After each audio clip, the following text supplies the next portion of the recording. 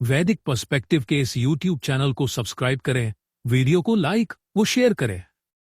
ओम आवह कुत्समिंद्र यस्मिन् चाकन प्रावो युध्यन्तं वृषभं दशद्युम्न शफच्युतो रेणुनिक्षत द्यामुच्च वेत्रेयो नृषाह्याय तस्थौ। रक्षा की कुत्स की, इंद्रियों को वश में करने वाले ने, जिसमें कामना की, प्रकृष्ट रक्षा की, युद्ध करते हुए वृषभ की, दशद्युम्न की, शफच्युत रज ने अथवा धूल ने प्राप्त किया, द्यौ को ऊपर स्थित हैं दो क्षेत्रेय पुरुषों के सहाय के लिए। यह मंत्र जो लिया गया, यह ऋग्वेद के प्रथम मंडल के 33वें सूक्त का यह 14वां मंत्र है। अब अगर सुदर्शन भगवान कृष्ण के पास था, तो वो सुदर्शन भगवान कृष्ण को एक ट्रांसफर हुआ था, वो भगवान कृष्ण के पास आया था, भगवान विष्णु पर परशुराम इस टाइप से ट्रांसफर होकर आया। तो भगवान कृष्ण के पास ही क्यों आया, भगवान कृष्ण को ही क्यों दिया गया, या किसी और ने क्यों उसको अर्जित नहीं कर पाया? उसका रीजन यही था कि वो भगवान कृष्ण उतने कैपेबल थे कि वही होल्ड कर सकते थे उस शस्त्र को। तो ये वेद मंत्रांश यही बोल रहा है कि आपको पहले अपने आप में काम करना पड़ेगा, आप खुद वैसा पौरुषपूर्ण इंसान बने, व्यक्ति बने जो कर सके, फिर उसके बाद आपका अस्त्र शस्त्र वाली बात आती है। अब यहाँ पे अगली बात आ रही है, वो ये आ रही है कि जो युद्ध नीति होती है, युद्ध नीति में आपको हर वक्त लड़ाई करने की जरूरत नहीं है। कई बार आप अपने अपने पौरुष के माध्यम से भी आप पाएंगे कि आप चीजों को अपने कंट्रोल में कर सकते हैं।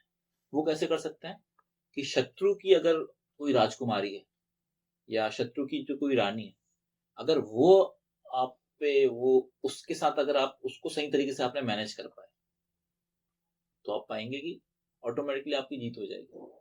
क्योंकि राजा की जो पुत्री है, अगर राजा की पुत्री है, क्योंकि पहले के टाइम में क्या स्वयंवर वाला चीज हुआ करती थी, तो स्वयंवर में होता ये था कि उसने बोल दी कि नहीं, मुझे तो, मैं इन्हें अपना पति मानती हूँ, इनके साथ ही रहूंगी, तो बस फिर क्या है, वो अपनी पुत्री को देना ही पड़ता था, वो पुत्री चली जाती थी उसके साथ, राजा के साथ चली जाती थी, तो फिर क्या होता था, समाप्त हो गया वहां पर। फिर युद्ध में क्या ऑटोमेटिकली आप विजयी हो गए, क्योंकि राजा की तो बेटी जो है वो आपकी पत्नी बन गई। तो आप जिससे युद्ध कर रहे थे, तो वो अगर पत्नी बन गई तो वो थोड़ी आपको मार पाएगा, वो थोड़ी अपनी बेटी को ही वो कर देगा कि उसका पति नहीं रहेगा। तो ये भी तरीके हुआ करते थे। तो आप देखेंगे, अगर पृथ्वीराज चौहान की जहां तक बात, पृथ्वीराज चौहान जो थे, वो जो संयुक्ता थी, संयुक्ता ने अपने आप को, उन्होंने मानी थी कि मैं तो पृथ्वीराज चौहान से ही शादी करूं, तो उन्होंने तो उनका पुतला ही के ऊपर ही उन्होंने वरमाला डाल दी थी। फिर वो एक बार, फिर क्योंकि उन्होंने देखी भी नहीं थी जानती, वो सिर्फ उनके पौरुष को, वो उन्होंने सुनी हुई थी कि इतना पौरुषवान इंसान है, इतना शक्तिशाली इंसान है, महान योद्धा। तो अगर ये है, तो उससे क्या होगा, वो जब उन्होंने डाली तो फिर मालूम चला उन्हें, तो फिर उन्होंने उनके साथ शादी कर ली, उनको लेके आया। तो ये होता है, ये तरीका है। ऐसे आप अगर एक मूवी है हॉलीवुड की ट्रॉन, ये अपने, जिसमें अलेक्जेंडर की बात की गई है, ट्रॉय मूवी है, एक हॉलीवुड की मूवी है बहुत फेमस, ट्रॉय मूवी, जो ऑस्कर विनिंग मूवी है। उस मूवी में यही बताया गया है कि जो आपका वो रहता है, वो शत्रु की जो उसकी वो बेटी रहती है, वो उसको उसको पसंद करने लग जाती है, तो वहीं पे वो स्ट्रांग बन जाता है। तो बहुत सारी चीजें हैं, ये आप देखेंगे युद्ध नीतियों में ये होती है, युद्ध नीति इस तरीके से होती है। तो उन नीतियों में आपको पहले उतना कैपेबल बनना भी पड़ेगा, तभी जाके आप ऐसा कर पाएंगे। तो यहाँ ये बोला जा रहा है कि इस हेतु वीर सेचन में समर्थ पुरुष को अपने पौरुष का उपयोग करना है, एवं शत्रुओं के औरत वर्ग को अपने वश में करना है। इस युद्ध नीति का प्रचुरता से प्रयोग किए जाने का वेद समर्थन करता है, क्योंकि इसमें जन धन की हानि से बचा जा सकता है। सीधी सी बात है, युद्ध युद्ध के क्षेत्र में ही नहीं होगा, मैदान में ही नहीं होगा, वो कैसे होगा, ऐसे इंटरनली आप मैनेज कर लोगे तो भाई भाई तबाही होने से बच गई और आप जीत भी गए। तो ये इन चीजों का यूज करने को पूरी तरह से वैलिड माना गया है। इसलिए आप देखेंगे कि बाकी जो कमजोर लोग होते हैं वो लोग कोशिश करते हैं कि कैसे करके हम कुछ तो भी तिकड़म भिड़ाएं, कुछ तो करके मैनेज कर लें। या देखेंगे बहुत सारे जो ऐसे राजा हुए हैं जो कि बहुत कमजोर थे, वो कोशिश करते थे कि हमारी जो बेटी की जो विवाह है वो कोई समर्थ से कुछ सक्षम राजा के साथ हो जाए ताकि वो हमारे संबंधी हो जाए, तो अपनी भी सुरक्षा होगी। ऐसा भी किया जाता था। यही कारण है कि वेद में सोम शब्द का प्रयोग इंद्र और अग्नि के उपरांत तीसरे क्रम में सर्वाधिक किया गया है। तो ये सोम से यहाँ पे बात आती है, क्योंकि इंद्र जो अग्नि है यही है सोम के पहले की बात। क्योंकि जब तक आप इंद्र और अग्नि नहीं बन पाओगे तब तक आप सोम बन नहीं सकते। इंद्र अग्नि ही आपको कैपेबल बनाएगी सोम बनने के लिए। इंद्रियों को वश में करने वाला, स्वयं प्रकाशित दूसरों को प्रकाश करने वाला अग्नि, तब जाके वो सोम बन पाएगा। और जब वो सोम बनेगा तभी आप देखेंगे कि जो शत्रु के सेना की जो औरत वर्ग है वो आपके प्रति अट्रैक्ट हो पाएंगे, नहीं तो फिर कोई कुछ नहीं कर पाओगे। वैदिक काल में विवाह नीति का प्रयोग वेद के अनुयायियों के द्वारा इसी कारण प्रचुरता से किया गया है।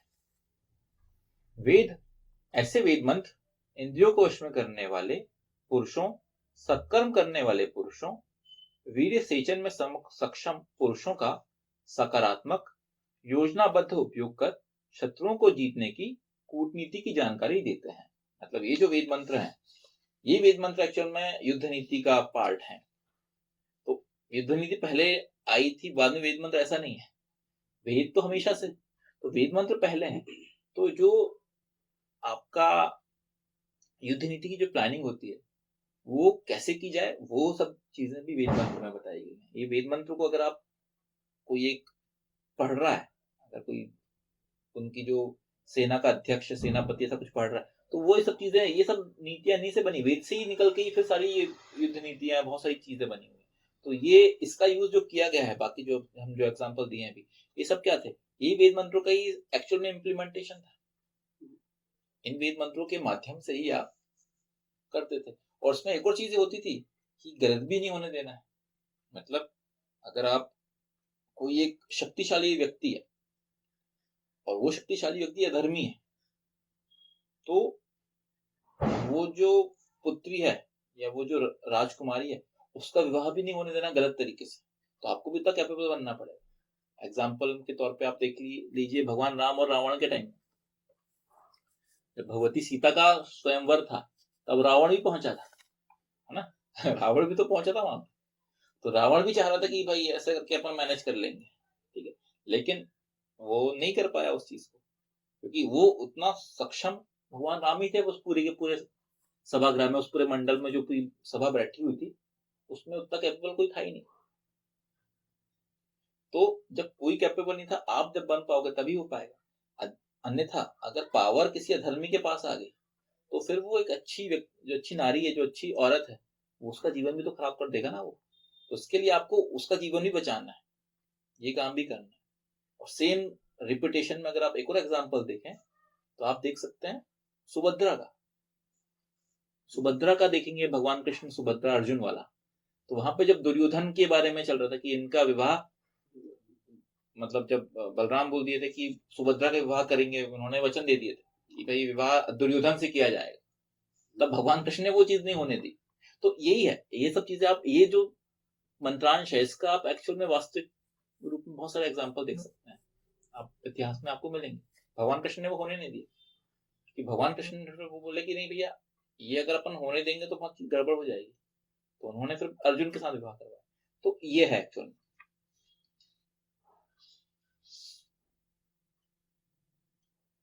दशद्युम्न की दशद्युम्न दशद्युम्न ऐसे पुरुष से तात्पर्य है जो धर्म के 10 लक्षणों को धारण करते हुए धर्म के तेज से प्रकाशित होता है, जिसकी कीर्ति 10 दिशाओं में व्याप्त हो। धर्म के 10 लक्षण निम्नानुसार हैं: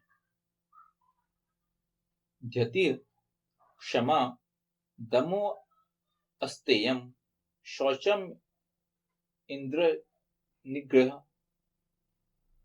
धी विद्या सत्यम अक्रोधो